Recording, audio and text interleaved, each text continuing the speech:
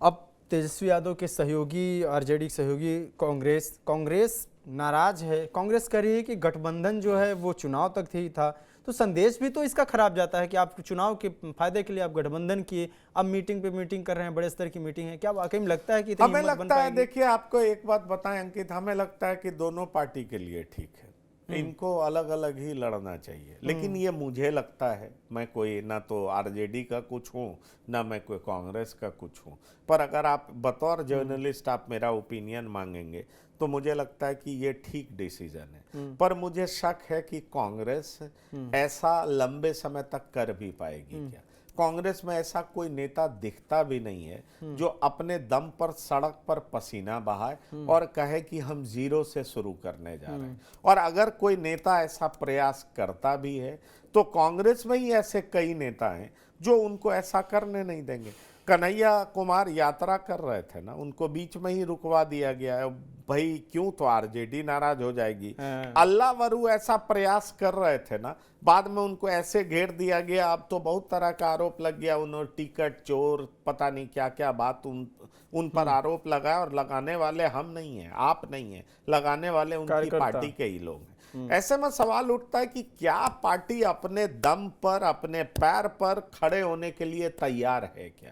ये एक बड़ा सवाल है। आप देखेंगे जैसे ही लोकसभा का चुनाव आएगा सब लोग फिर से मिल जाएंगे और कहेंगे कम्युनलिज्म को हराने के लिए देश में जो है संविधान खतरे में है, इसलिए हम इकट्ठा हुए हैं और जरूरत है कि बीजेपी को हराया जाए।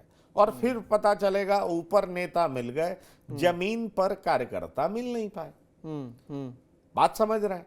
तो अब अगर इस तरह की स्थिति जब बनती है तो उसमें कोई क्या करेगा, इस बात को आप समझ लीजिए। अगर वाकई कांग्रेस सीरियस है तो मुझे लगता है ये एक अच्छी पहल है। क्योंकि कभी आरजेडी और कांग्रेस का जो जनाधार रहा है और आरजेडी का जो जनाधार रहा है वो कभी आपस में मिल नहीं सकते हैं।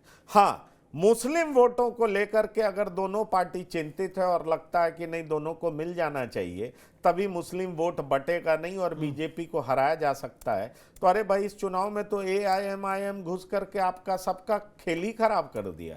आप तो सीमांचल में कहीं दिखाई ही नहीं पड़े।